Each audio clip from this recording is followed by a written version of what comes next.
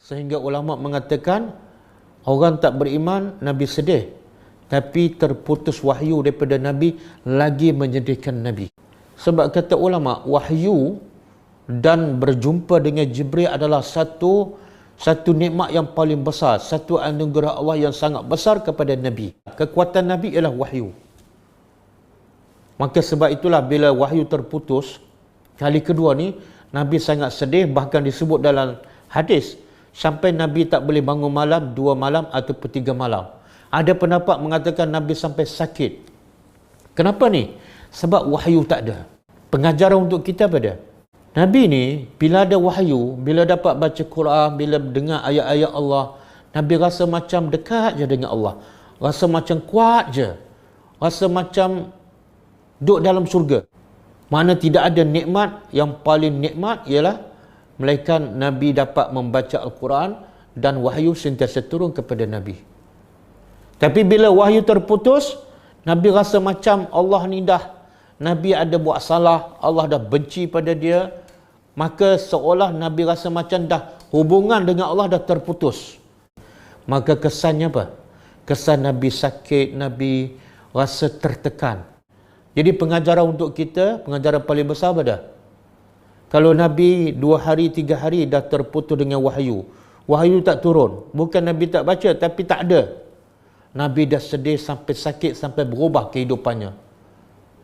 Maka berapa ramai manusia yang terputus daripada Al-Quran. Kadang-kadang berpuluh-puluh tahun. Cuba bayangkan betapa hinanya hidupnya, betapa jauhnya dia daripada Allah Subhanahu Wa Taala. Kadang-kadang seminggu tak baca Quran kan, kita happy je. Maknanya kita sebenarnya tertipu dengan kehidupan dunia. Macam mana kita ni sebagai hamba Allah yang mengaku beriman, tiba-tiba tak baca ayat Allah, kita tak rasa apa-apa. Makna hati kita ada masalah. Hati kita mati. Hati kita dah mati. Macam orang sakit, makan tak rasa apa-apa. Itu satu pengajaran. Jadi kalau betul kita cinta Nabi, jadilah macam Nabi. Bukan nak jadi seperti Nabi tu, tak. Sifat Nabi apa dah? Sentiasa bersama Al-Quran. Sekarang wahyu bukan tak turun, wahyu dah turun dan lengkap. Wahyu dah lengkap. Dan bukan jauh pun, depan mata kita. Depan mata kita ditulis lengkap, ada dengan siap terjemahan, ada tadabbur lagi, tapi kadang-kadang kita 1 hari tak baca. Sebenarnya kita ada masalah. Kebetulan tadi pun ada soalan kan. Ini sebenarnya bukan pelajar ni dia bertanya dalam live Telegram tadi. Sebenarnya ini pemikiran yang biasanya ada di mana-mana kepada siapa pun. Apa dia? Bila nak baca Quran ataupun nak tadabbur Al-Quran, alasannya apa? Saya tak ada masa. Saya tak free. Bila kita buat alasan, saya tak ada masa lapang untuk baca Quran, saya tak ada masa lapang untuk baca ayat Allah, makna kita dah jauh daripada Allah Subhanahu Wa Taala. Kita belum kenal Tuhan. Kita belum tahu nilai Al-Quran, nilai wahyu dalam hidup orang yang beriman. Macam mana bila kita tak ada masa untuk Al-Quran, ke mana masa kita pergi? Ke mana masa kita pergi? Untuk manusia kan? Untuk dunia.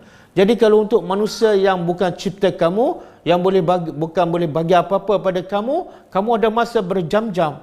Tiba-tiba untuk Tuhan yang bagi rezeki pada kamu, yang bagi kebahagiaan pada kamu, yang bagi segala macam nikmat, tiba-tiba kamu kata, saya tak ada masa untuk engkau wahai Tuhan. Kita tak cakap direct macam tu, tapi hakikatnya macam itulah. Sebab itulah hidup Nabi dan para sahabat dan salafus salih penuh dengan Al-Quran, pagi, petang, siang, malam. Bukan makna mereka tak buat apa-apa, tak. Mereka buat apa-apa, tapi semua berpandukan Al-Quran. Kalau mereka bercakap, Quran yang suruh. Kalau mereka bertindak, Quran yang suruh. Kalau mereka pergi berdakwah, Quran yang suruh. Kalau mereka berhijrah, Quran yang suruh. Kalau mereka bekerja, berpandukan daripada arahan Al-Quran. Mereka buat apa-apa, tapi berpandukan Al-Quran. Tapi kita buat apa-apa sampai tak sempat nak baca Al-Quran. Itu satu kesalahan yang sangat-sangat besar. Jadi kalau Nabi sedih sampai sakit, hanya 2-3 hari sahaja terputus wahyu. Macam mana berapa ramai manusia berbulan-bulan, bertahun-tahun tak baca Quran, tak menghayati, tak rasa apa-apa. Makna hati dia mungkin dah dah mati ataupun nazak. Dalam surah Fussilat, Allah kata apa? Ayat 26.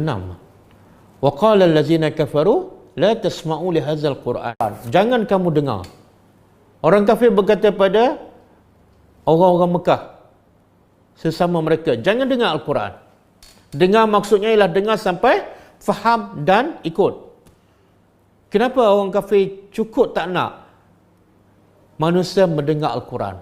Sebab mereka cukup faham. Semua manusia yang berubah tu, Abu Bakar ke, Umar ke, Ali ke, Osman ke, semua berubah tu sebab Al-Quran.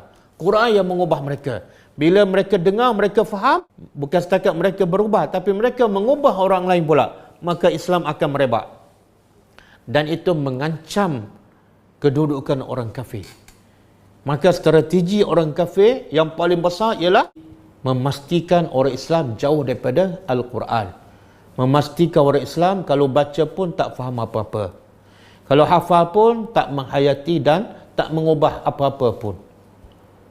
Dan rasanya setakat ni mereka berjaya menjadikan orang Islam jauh daripada isi kandungan Al-Quran. Mereka berjaya menjadikan akhlak orang Islam bukan akhlak Al-Quran. Akhlak daripada barat. Mulut baca Quran tapi akhlak import daripada barat. Sebab tu akhirnya Allah orang kafir kata apa dalam Quran? La'allakum taghlibun. Dengan cara umat Islam jauh daripada ajaran Al-Quran, barulah kamu boleh menang dan kamu boleh kekal menguasai memerintah dunia. Okey.